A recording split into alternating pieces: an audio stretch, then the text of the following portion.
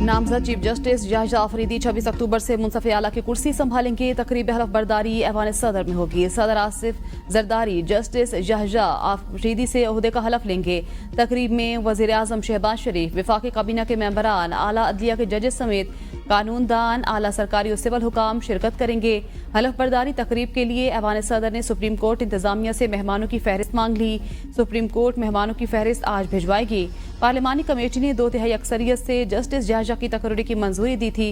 26वीं आईनी तरमीम के बाद चीफ जस्टिस की तैनाती की मुद्दत 3 बरस हो गई। तहरीक इंसाफ ने पार्लिमानी कमेटी के इजलास का बायकॉट किया था।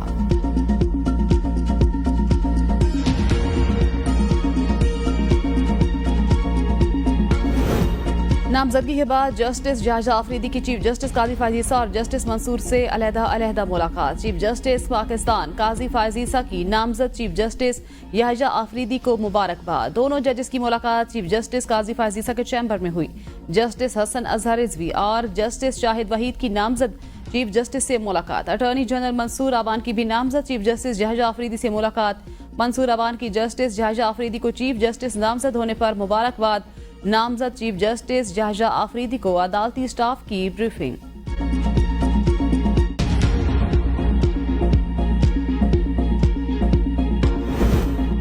जस्टिस मंसूर अहले खाना समेत आज उम्रे के लिए रवाना होंगे। जराये के मुताबिक justice Mansoor Ali Shah full court reference में शरीक नहीं होंगे। जस्टिस मंसूर अली शाह नामजद चीफ जस्टिस याहिया अफरीदी की तकरीब हलफ बर्दारी में भी शिरकत नहीं करेंगे। वापसी 1 नवंबर को होगी।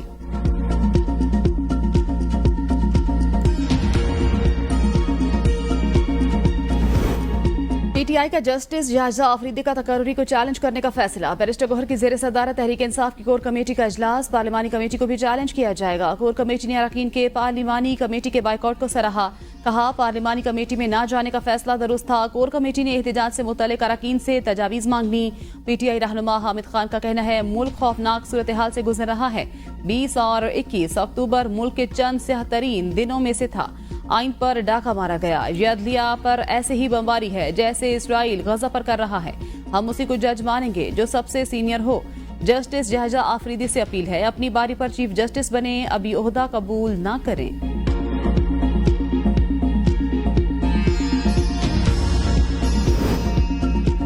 जाती तौर पर जस्टिस याहिया अफरीदी पर कोई एतराज नहीं। 26वीं आईनी तरमीम करना गैर कानूनी था। असद कैसर की एबीएन न्यूज के प्रोग्राम सवाल से आगे में गुफ्तगू।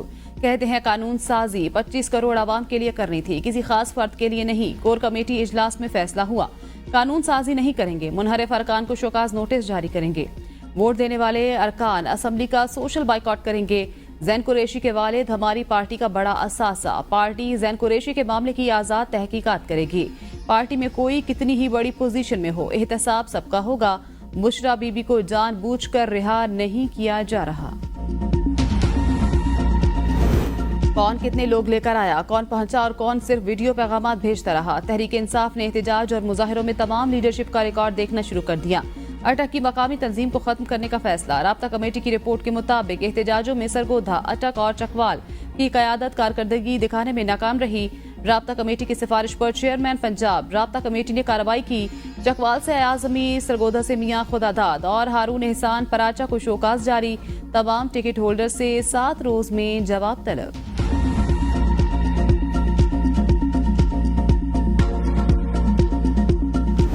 सुप्रीम कोर्ट का सीनियर मोस्ट जज चीफ जस्टिस बनता था। राना सनाउल्लाह कहते हैं, सीनियर मोस्ट जज के बारे में वजाहत भी मंसूर अली शाह ने की। सीनियर मोस्ट जज के बारे में कहा गया, जो मौजू होगा वही सीनियर मोस्ट जज होगा। इसी बुनियाद पर सिंध और लाहौर हाईकोर्ट के चीफ जस्टिस का तकर्रुर हुआ।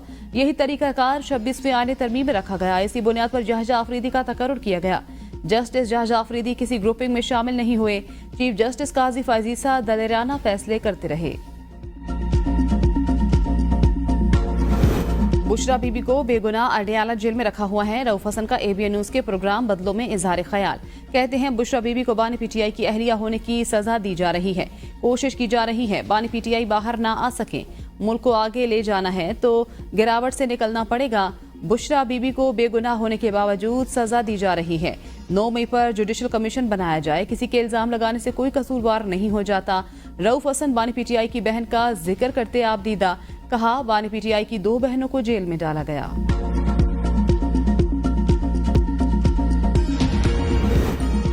बुशरा बीबी को जमानत के बावजूद रिहाई ना मिली। तोशाखाना 2 केस में बुशरा बीबी की रोबोकार जारी न हो सकी।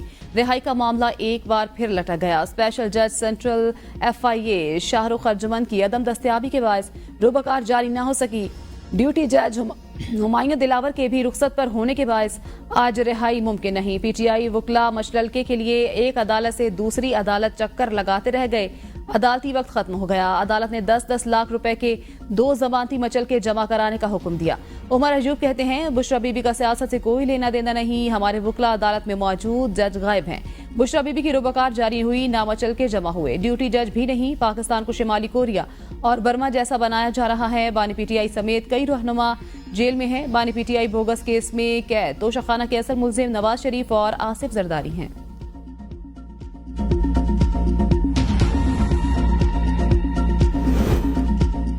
बुशरा बीबी की तोशाखाना 2 केस में जमानत की दरखास्त पर समाअत। जस्टिस मियां गुल हसन औरंगजेब ने रिमार्क्स दिए तो ये काजी फाजीसा की तरह का केस है।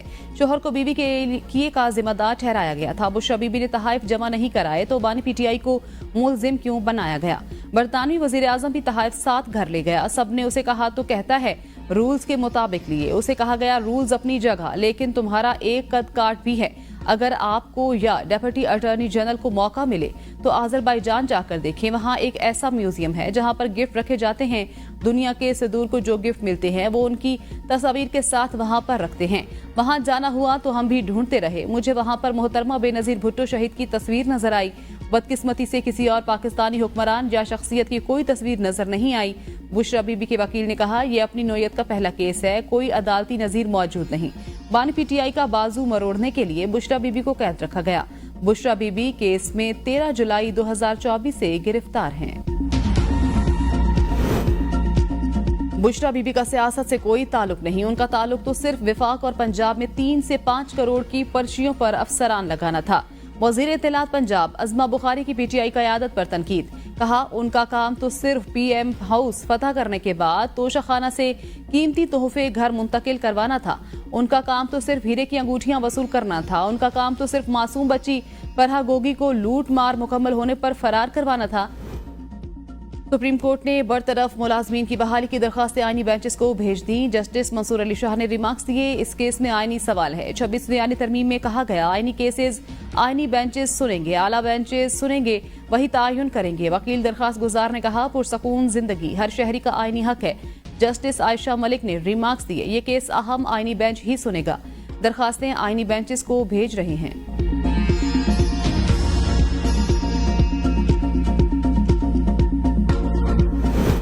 26वीं आईनी तरमीम के बाद अदालतों में मुकदमात को फुल स्टॉप। 40% मुकदमात आईनी बेंचों को मुंतकिल होंगे। मुल्क भर में मुकदमात आइंदा माह आईनी बेंचों को ट्रांसफर करने का अमल शुरू किया जाएगा। सुप्रीम कोर्ट और 5 हाई कोर्ट्स की आईनी दरखास्तों, रिट पिटीशंस के फैसले आईनी बेंच करेंगे। आईनी तरमीम के बाद 20 लाख से ज्यादा केसों के सालीन को कम वक्त में इंसाफ की फराहमी मुमकिन होगी। आलमी बरादरी गजा में जंग बंद कराने में नाकाम रही। वजीर आजम शहबाज शरीफ का इस्लामाबाद में तकरीब से खिताब। कहा, इसराइल स्कूलों, हस्पतालों और पनाहगाहों पर बमबारी कर रहा है। हमारे घर और तालीमी इदारे फलस्तीनियों के लिए हाजिर हैं। इसराइल ने 43,000 से ज्यादा फलस्तीनियों को शहीद कर दिया। इसराइली फौज फलस्तीनियों की नस्ल कशी कर रही है कि आलमी अदालत का फैसला भी इसराइल को नहीं रोक पाया। इसराइल ने UN करारदादों, आलमी बरादरी की सिफारिशात को रद्दी में फेंक दिया। फलस्तीन में शहर और गांव तबाही का मंजर पेश कर रहे हैं। पाकिस्तान हर मुश्किल घड़ी में गजा और लबनान के साथ है। फलस्तीन में इसराइली मजालिम पर दुनिया खामोश तमाशाई है।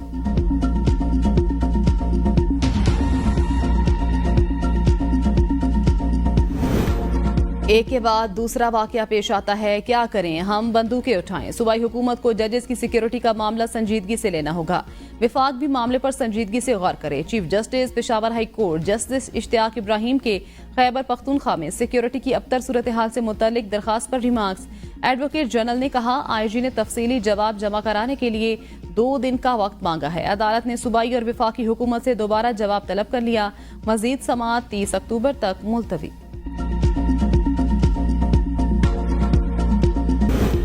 वज़ीर ख़जाना मोहम्मद औरंगज़ेब की वाशिंगटन में सऊदी हम मनसब से मुलाकात, दो तरफा ताल्लुकात समेत अहम अमूर पर तबादला ख्याल।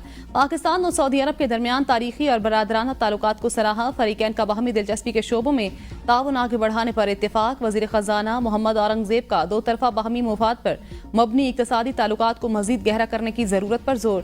वज़ीर ख़जाना मोहम्मद औरंगज़ेब की सिटी बैंक के वफ़द को मुल्की माशी इस्तेहकाम और टैक्स के शोबे में इस्लाहाती अमल पर ब्रीफिंग। अमरीकी वज़ारत ख़जाना के बैनुल-अक़वामी मालियात के असिस्टेंट सेक्रेटरी से मुलाकात में टैक्स के दायरे को वसी करने और सब्सिडीज़ में इस्लाहात से आगाह किया। वज़ीर ख़जाना ने पाकिस्तान के लिए IMF कर्ज प्रोग्राम में अमरीकी हिमायत पर भी शुक्रिया अदा किया। नैब तरमीम केस के फैसले से मुत्तफिक, वजूहात की तौसीक पर खुद को कायल नहीं कर सका। अक्सरियती फैसले में असल मुद्दे पर खातिर ख्वाह जवाब फराहम नहीं किया गया। जस्टिस हसन अजहर रिजवी का इजाफी नोट जारी, कहा फैसले में साबिक जजेस से मुतल्लिक गैर मुनासिब रिमार्क्स दिए गए। अदालती वकार का तकाजा है इख्तिलाफ तहजीब के दायरे में रहकर किया जाए। तनकीद का महवर फैसले के कानूनी असूल होने चाहिए, ना कि फैसले लिखने वालों की तस्दीक की जाए। सुप्रीम कोर्ट ने अपने फैसले में कहा था कि बानी PTI साबित नहीं कर सके नैब तरमीम गैर आईनी है। आईनी तरमीम में वोट के लिए धमकियां दी गई, पैसे की किसी ने ऑफर नहीं की। तहरीक इंसाफ की रहनुमा शांताना गुलजार की ABN न्यूज से गुफ्तगू, कहा जो खरीदने और बेचने के चक्रों में होते हैं वो जिसको पैसा देते हैं उसकी वीडियो तस्वीर साथ रखते हैं। हमारी सीनियर क़यादत से लड़ाइयां हुई कि हमें एहतजाज के लिए इस्लामाबाद आने दें। आतिफ खान ने कहा मुझे भी किसी ने पैसे ऑफर नहीं किए, हमारे काफ़ी MNAs को पैसों ओहदों वजारतों की ऑफर की गई। जो लोग बिक गए हैं वो बेइज्जत हो गए हैं।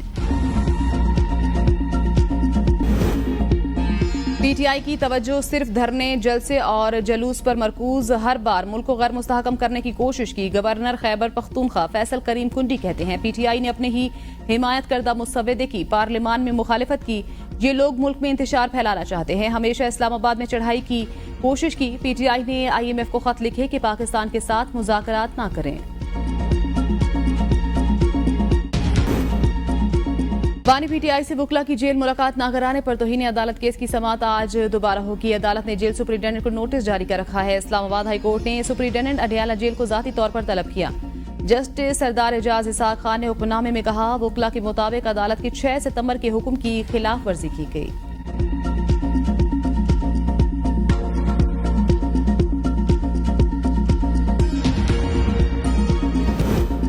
खैबर पख्तूनख्वा हुकूमत की एहसास नौजवान रोजगार स्कीम, एहसास हुनर प्रोग्राम, एहसास अपना घर स्कीम और एहसास रोजगार प्रोग्राम के लिए 1 दिसंबर की डेडलाइन। वज़ीर आला के तमाम प्रोग्रामों पर अमल दरामद के लिए होमवर्क और लवाजमात को जल्द मुकम्मल करने की हिदायत। अली अमीन गंडापुर ने इजलास से खिताब में कहा इन प्रोग्राम्स पर फौरी अमल दरामद यकीनी बनाया जाए। इजलास में ज़कात फंड्स के तहत मुस्तहिक घरानों की बच्चियों की शादियों के इज्तिमाई प्रोग्राम्स भी मुनक्कद करने का फैसला।